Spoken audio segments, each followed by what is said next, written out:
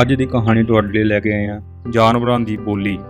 ਜੀਵ ਜੰਤੂਆਂ ਦੀ ਬੋਲੀ ਸਮਝ ਕੇ ਈਸ਼ਵਰੀ ਗਿਆਨ ਦੀ ਪ੍ਰਾਪਤੀ ਦੀ ਚਾਹਵਾਨ ਰੱਖਣ ਵਾਲੇ ਇੱਕ ਨੌਜਵਾਨ ਨੇ ਹਜ਼ਰਤ ਮੂਸਾ ਸਾਹਮਣੇ ਇਹਨਾਂ ਜੀਵਾਂ ਦੀ ਭਾਸ਼ਾ ਨੂੰ ਸਿੱਖਣ ਦੀ ਇੱਛਾ ਪ੍ਰਗਟ ਕੀਤੀ, ਕਿਉਂਕਿ ਉਸ ਨੂੰ ਲੱਗਦਾ ਸੀ ਕਿ ਮਨੁੱਖਾਂ ਦੀ ਬੋਲੀ ਤਾਂ ਹੁਣ ਕਪਟ ਭਰਪੂਰ ਅਤੇ ਸੱਚ ਤੋਂ ਦੂਰ ਲੈ ਕੇ ਜਾਣ ਵਾਲੀ ਹੈ। ਉਸ ਨੌਜਵਾਨ ਦੀ ਇਹ ਖੁਆਇਸ਼ ਵੇਖ ਕੇ ਮੂਸਾ ਨੇ ਉਸ ਨੂੰ ਆਖਿਆ ਕਿ ਉਹ ਇਸ ਵਿਚਾਰ ਦਾ ਤਿਆਗ ਕਰ ਦੇਵੇ, ਕਿਉਂਕਿ ਇਸ ਵਿੱਚ ਅਨੇਕਾਂ ਪ੍ਰਕਾਰ ਦੇ ਖਤਰਿਆਂ ਦੀ ਪੂਰੀ ਸੰਭਾਵਨਾ ਹੈ। ਉਹਨਾਂ ਇਹ ਵੀ ਕਿਹਾ ਕਿ ਪੁਸਤਕਾਂ ਅਤੇ ਬੋਲੀਆਂ ਦੁਆਰਾ ਗਿਆਨ ਪ੍ਰਾਪਤ ਕਰਨ ਦੀ ਜਗ੍ਹਾ ਉਹ ਈਸ਼ਵਰ ਅੱਗੇ ਹੀ ਪ੍ਰਾਰਥਨਾ ਕਰੇ, ਤਾਂ ਜੋ ਉਸ ਨੂੰ ਗਿਆਨ ਦੀ ਅਨਮੋਲ ਦਾਤ ਪ੍ਰਾਪਤ ਹੋ ਜਾਏ।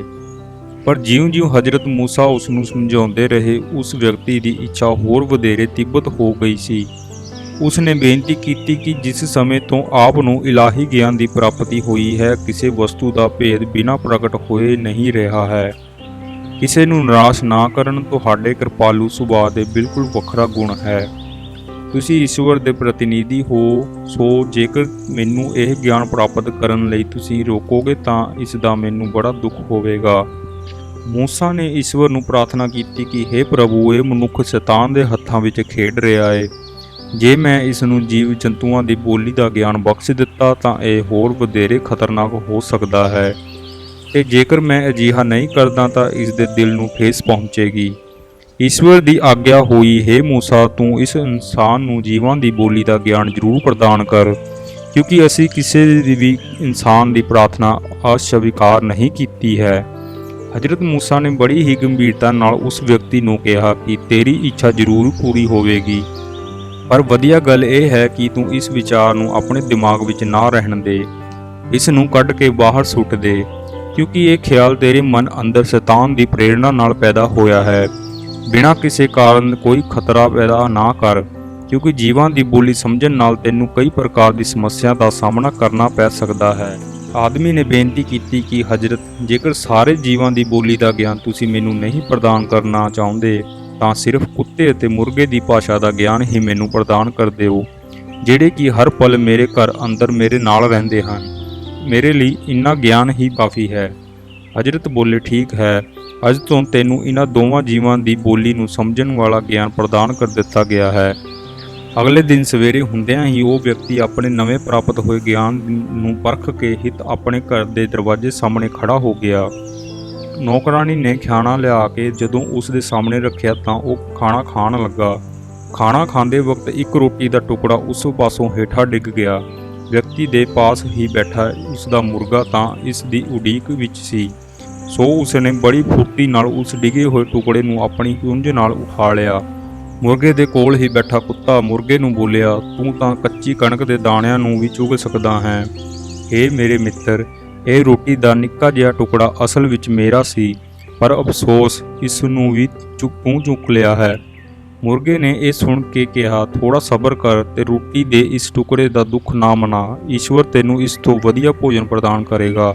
ਕੱਲ ਸਾਡੇ ਮਾਲਕ ਦਾ ਘੋੜਾ ਮਰ ਜਾਵੇਗਾ, ਤੂੰ ਆਪਣੀ ਸਾਰੀ ਭੁੱਖ ਮਿਟਾ ਲਵੀਂ। ਤੈਨੂੰ ਬਿਨਾਂ ਕੋਈ ਮਿਹਨਤ ਕੀਤੇ ਖਾਣ ਲਈ ਢੇਰ ਸਾਰਾ ਭੋਜਨ ਪ੍ਰਾਪਤ ਹੋਵੇਗਾ। ਉਸ ਵਿਅਕਤੀ ਨੇ ਜਦੋਂ ਮੁਰਗੇ ਦੀ ਇਹ ਗੱਲ ਸੁਣੀ ਤਾਂ ਉਸ ਨੇ ਤੁਰੰਤ ਆਪਣਾ ਘੋੜਾ ਵੇਚ ਦਿੱਤਾ। ਦੂਸਰੇ ਦਿਨ ਜਦੋਂ ਭੋਜਨ ਆਇਆ ਤਾਂ ਮੁਰਗਾ ਫਿਰ ਰੋਟੀ ਦਾ ਟੁਕੜਾ ਲੈ ਗਿਆ। ਕੁੱਤੇ ਨੇ ਮੁਰਗੇ ਨੂੰ ਫਿਰ ਸ਼ਿਕਾਇਤ ਕੀਤੀ, ਓਏ ਬੜ ਬੋਲੇ ਮੁਰਗੇ, ਤੂੰ ਤਾਂ ਬਹੁਤ ਝੂਠ ਬੋਲਦਾ ਏਂ। ਤੂੰ ਤਾਂ ਕਿਹਾ ਸੀ ਘੋੜਾ ਮਰ ਜਾਵੇਗਾ, ਕਿੱਥੇ ਮਰਿਆ ਉਹ? ਮੁਰਗੇ ਨੇ ਉੱਤਰ ਦਿੱਤਾ, ਉਹ ਘੋੜਾ ਦੂਜੀ ਥਾਂ ਜਾ ਮਰ ਗਿਆ ਹੈ।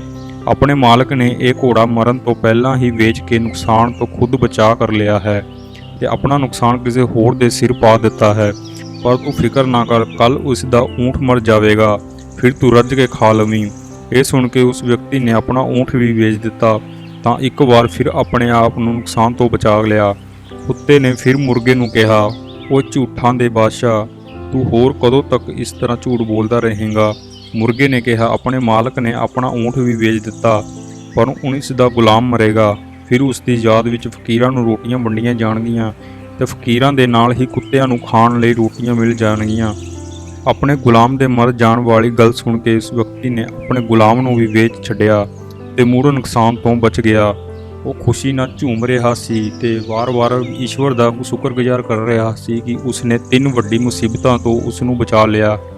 ਉਹ ਸੋਚਦਾ ਸੀ ਕਿ ਜਿਸ ਵਕਤ ਤੋਂ ਮੈਂ ਮੁਰਗੇ ਤੇ ਕੁੱਤੇ ਦੀ ਬੋਲੀ ਨੂੰ ਸਮਝਣ ਦੇ ਕਾਬਿਲ ਹੋਇਆ ਹਾਂ, ਮੈਂ ਤਾਂ ਮੌਤ ਦੇ ਦੇਵਤੇ ਦੀਆਂ ਅੱਖਾਂ ਵਿੱਚ ਵੀ ਘਾਟਾ ਪਾ ਦਿੱਤਾ ਹੈ।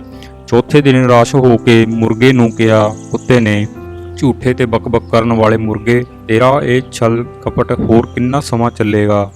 ਹੁਣ ਤਾਂ ਮੈਨੂੰ ਤੇਰੀ ਸ਼ਕਲ ਤੋਂ ਵੀ ਝੂਠ ਦਾ ਝਰਨਾ ਡਿੱਗਦਾ ਹੋਇਆ ਦਿਖਾਈ ਦਿੰਦਾ ਹੈ। ਮੁਰਗੇ ਨੇ ਕਿਹਾ, ਤੋਬਾ, ਮੇਰੀ ਜਾਤ ਕਦੀ ਝੂਠ ਨਹੀਂ ਬੋਲਦੀ। ਅਸਲੀ ਗੱਲ ਇਹ ਹੈ ਕਿ ਉਹ ਗੁਲਾਮ ਦੂਸਰੇ ਖਰੀਦਦਾਰ ਕੋਲ ਜਾ ਕੇ ਮਰ ਗਿਆ ਹੈ ਤੇ ਆਪਣਾ ਮਾਲਕ ਫਿਰ ਤੋਂ ਨੁਕਸਾਨ ਤੋਂ ਭਾਰ ਉਠਾਉਣ ਤੋਂ ਬਚ ਗਿਆ ਹੈ। ਮਾਲਕ ਨੇ ਖਰੀਦਦਾਰ ਨੂੰ ਤਾਂ ਨੁਕਸਾਨ ਪਹੁੰਚਾ ਹੀ ਦਿੱਤਾ ਹੈ, ਪਰ ਹੁਣ ਉਸ ਦੀ ਖੁਦ ਦੀ ਜਾਨ ਤੇ ਆ ਬਣੀ ਹੈ।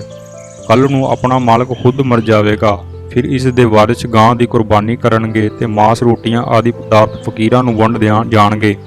ਉਸ ਸਮੇਂ ਤੂੰ ਰੱਜ ਕੇ ਖਾ ਲਵੀਂ ਜੋ ਖਾਣਾ ਹੋਇਆ। ਘੋੜੇ, ਊਂਠ ਤੇ ਗੁਲਾਮ ਦੀ ਮੌਤ ਦੇ ਬਦਲੇ ਹੁਣ ਇਸ ਦੀ ਮੌਤ ਹੋਵੇਗਾ। ਇਹ ਨੁਕਸਾਨ ਤੋਂ ਬਚ ਗਿਆ ਸੀ, ਪਰ ਉਸ ਦੇ ਬਦਲੇ ਇਸ ਨੂੰ ਆਪਣੀ ਜਾਨ ਤੋਂ ਹੱਥ ਧੋਣੀ ਪੈਣਗੇ। ਕੁੱਤੇ ਅਤੇ ਮੁਰਗੇ ਦੀਆਂ ਇਹਨਾਂ ਹੋ ਰਹੀਆਂ ਗੱਲਾਂ ਨੂੰ ਉਹ ਵਿਅਕਤੀ ਦੇ ਪੂਰੇ ਧਿਆਨ ਨਾਲ ਸੁਣ ਰਿਹਾ ਸੀ।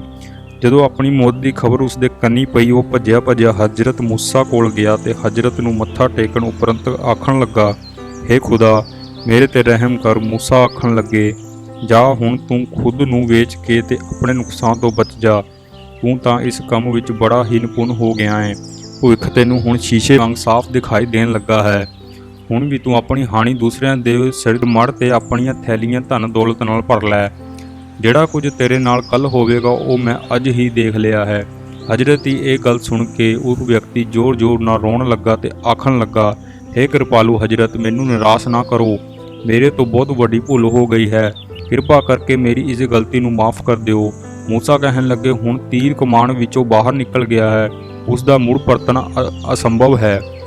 ਪਰ ਫਿਰ ਵੀ ਮੈਂ ਈਸ਼ਵਰ ਨੂੰ ਪ੍ਰਾਰਥਨਾ ਕਰਾਂਗਾ ਕਿ ਉਹ ਤੈਨੂੰ ਈਮਾਨ ਸਹਿਤ ਮੌਤ ਪ੍ਰਦਾਨ ਕਰੇ, ਕਿਉਂਕਿ ਜੋ ਈਮਾਨਦਾਰ ਰਹਿ ਕੇ ਮੌਤ ਨੂੰ ਪ੍ਰਾਪਤ ਹੁੰਦਾ ਹੈ ਉਹ ਹਮੇਸ਼ਾ ਜਿਉਂਦਾ ਰਹਿੰਦਾ ਹੈ, ਅਤੇ ਜੋ ਈਮਾਨ ਨਾਲ ਲੈ ਜਾਂਦਾ ਹੈ ਉਹ ਇਸ ਦੁਨੀਆ ਤੇ ਅਮਰ ਹੋ ਜਾਂਦਾ ਹੈ।